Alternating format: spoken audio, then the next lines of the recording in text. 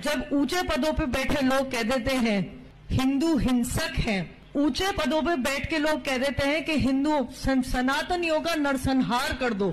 दो बात कहूंगी, जो मैंने देखा है पिछले 2 साल में, सनातनियों का नरसंहार करने की कोशिश की गई, क्योंकि शायद व्हाट्सएप पे, फेसबुक पे कुछ लिख दिया और कुछ ऐसा उल्टा सीधा नहीं लिखा। और अगर हिंदू हिंसक होता तो एक हिंदू सनातनी बेटी को इस सुरक्षा घेरे में अपने ही देश में अपनी आजादी गंवा के रहने की नौबत नहीं। नमस्ते, कृपया हमारे चैनल को सब्सक्राइब अवश्य करें और साथ में हमारे नेशनल हिंदू नैरेटिव फंड को स्ट्रेंथन करने के लिए हमारे सब्सक्रिप्शन प्लान्स ज्वाइन करें। सब्सक्रिप्शन प्लान्स ज्वाइन करने के लिए आपको केवल ये जो ऊपर आपको दिख रहा है QR, उसको स्कैन करना है। नूपुर शर्मा एक उदाहरण है। नूपुर शर्मा ने जब इस प्रकार की जो दावतें दीन दी जा रही थी और दीन के बारे में कुछ दूसरों के लिए जब नागवार बातें कही जा रही थी, तो नूपुर शर्मा ने प्रतिक्रिया दे दी। और नूपुर शर्मा ने प्रतिक्रिया में और कुछ नहीं किया। नूपुर शर्मा ने केवल एक हदीस जो है वो हदीस बुखारी की, मैं आपको उसका भी रेफरेंस दे देता हूँ। देखिए मेरे पास सारे रेफरेंस जो हैं वो ताज़ा रहते हैं। ये देखिए, ये रेफरेंस है 5164 बुखारी, मुस्लिम है 1422B और 5164 है ये बुखारी की हदीस है।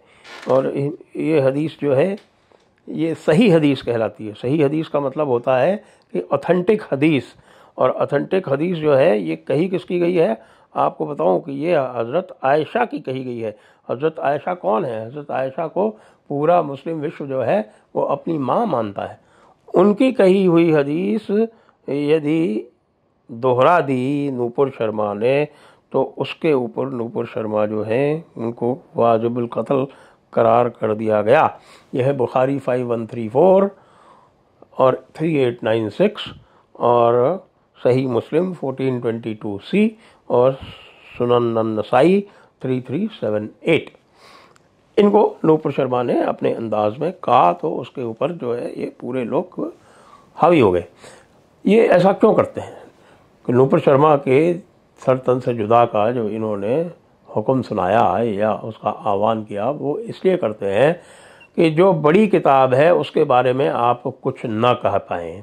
जैसे जब फ़रहाद हकीम जब ये कहता है कि हिंदू बदकिस्मत हैं और उनको हिदायत दीन पहुंचाई जानी चाहिए, उनको दीन की दावत दी जानी चाहिए, तो वो आसानी से इसलिए कह सकता है क्योंकि उसको पता है कि नूपुर शर्मा के इंसिडेंट में उसने पूरे उनके समाज ने एक प्रकार से स्थापित कर दिया कि उनकी बड़ी किताब की किसी प्रकार का तर्जुमा नहीं किया जा सकता, किसी प्रकार की आलोचना नहीं की जा सकती, किसी प्रकार की तनकीद नहीं किया जा सकता।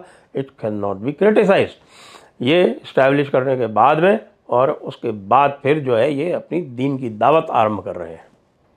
झारखंड हाई कोर्ट ने भी कह दिया, झारखंड हाई कोर्ट ने यह स्पष्ट कहा कि ये यहाँ धोखाधड़ी हो रही है। ट्राइबल्स की लड़कियों को कन्वर्ट किया जा रहा है उनकी ज़मीन हड़पने के उद्देश्य से।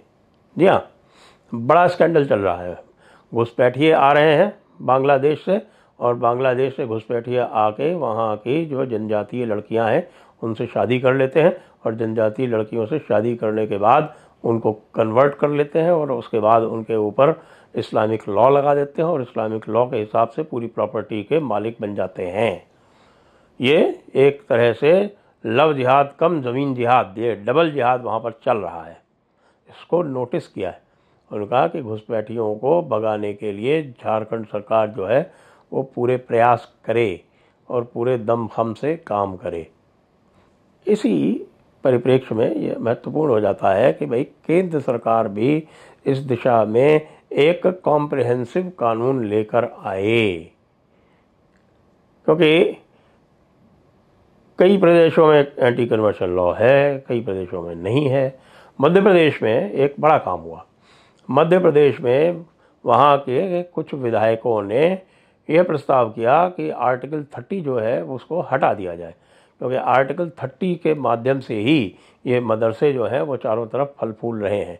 और इन मदरसों की शिक्षा का ही प्रभाव आप कश्मीर में देखते हैं, इन मदरसों की शिक्षा का ही प्रभाव आप अन्य स्थानों पर देखते हैं। जहाँ जहाँ मजबूत सरकारें हैं वहाँ वहाँ उन्होंने मदरसों पर अंकुश लगाए हैं, लेकिन मदरसों को यदि जड़ से समाप्त करना है, यदि उनकी जो टीचिंग्स हैं, जिस तरह के वेद आपके जो निसाब जो उनको पढ़ाया जाता है, निसाब का मतलब सिलेबस होता है, और वो सिलेबस जो पढ़ाया जाता है उसमें यही बात कही जाती है जो फरहाद हकीम कह रहा है, यही बात पढ़ाई जाती है जो नूपुर शर्मा कह रही हैं। उसमें हिजाब, इसमें जिहाद को डिफ़ाइन किया गया है, और जिहाद को डिफ़ाइन करके कहा गया है कि जिहाद दीन हक़ की ओर बुलाने, और दीन हक़ की ओर बुलाने का मतलब होता है दीन की दावत देने। तो जिहाद दावत दीन देने और उससे इनकार करने वाले से जंग करने को कहते हैं कि भाई आपको दावत दी किसी ने, आप कि भाई आप हमारे घर आइए, आप उसके घर नहीं गए तो फिर वो आपको अपना दुश्मन मान के आपसे जंग करेगा। इस प्रकार के लॉजिक्स हैं बड़ी किताब में, और ये पढ़ाया जाता है। इसके ऊपर बहुत सख्त होने की आवश्यकता है। नूपुर शर्मा के एपिसोड से सबक लीजिए। अब तो नूपुर शर्मा वापस पब्लिक में प्रवेश कर रही हैं। मुझे लगता है कि नूपुर शर्मा का बहुत शिद्दत से स्वागत किया जाना चाहिए पब्लिक लाइफ में, और उनको प्रस्तुत किया जाना चाहिए एज अ फ्यूचर लीडर। ऐसे लीडर्स के माध्यम से ही हम अपने देश को, समाज को बचा पाएंगे। जैसे अब आप देखें, ईरान तक में ऐसे व्यक्ति को प्रेसिडेंट इलेक्ट किया गया है जो कि हिजाब को हटाने का पक्षधर है। संभवतः कुछ दिनों में आप पाएंगे कि ईरान का जो हिजाब का कानून है उसमें बहुत सारी शिथिलताएं लाई जाएंगी। ईरान वाले हिजाब से निजात चाहते हैं, और भारत में ये जो कठमुल्ले हैं ये पूरे के पूरी महिला समाज को हिजाब के पीछे ले जाना चाहते हैं। यह कतई स्वीकार नहीं है। यदि इस प्रकार की विचारधारा जो है वो हमारे संविधान के अनुसार नहीं चलना चाहती, तो डॉक्टर अंबेडकर का सल्यूशन सबके लिए है, और किताब में भी, बड़ी किताब में भी यही हिदायत है। बार बार आपको बता चुका हूँ। 4.97, 16.41 हिजरत करें जनाब आली। जिनको भी भारत के संविधान से तकलीफ़ है, जो यहाँ पर दीन की दावत देने के लिए रुके हुए हैं, उनसे कहा जाए कि भाइयों हिजरत करो दीन की दावत की। जी हाँ, दीन की दावत अभी तक आप लोग जयपुर डायलॉग्स पर देखते थे, और जयपुर डायलॉग जो हम दीन की दावत देते ही थे, लोगों को बताते थे कि दीन के मुतालिक क्या क्या चीज़ें जो हैं वो पेशकश हैं। अब सीधे सीधे फरहाद हकीम, मेयर ऑफ कलकत्ता, वो खड़े होके और आम पब्लिक में दीन की दावत दे रहे हैं, और दीन की दावत देने के साथ साथ हिदायत दीन भी कह रहे हैं। आपको पता है ना, मैं आपको अब बता देता हूँ, यह एक आयत पढ़ के बता देता हूँ। हाँ, ये देखिए, ये आयत है 29.68। ये कहती है कि जो हिदायत दीन से इनकार करेंगे वो जालिम हैं, और जालिमों की सज़ा क्या है आपको पता है। जालिम की सज़ा जो है वो ये है कि वो वाजिबुल क़त्ल है। तो ये कौन कह रहे हैं भाई साहब? ये अब जो है, अभी तक आप सुन रहे थे कि ये अरशद मदनी टाइप के लोग कहा करते थे।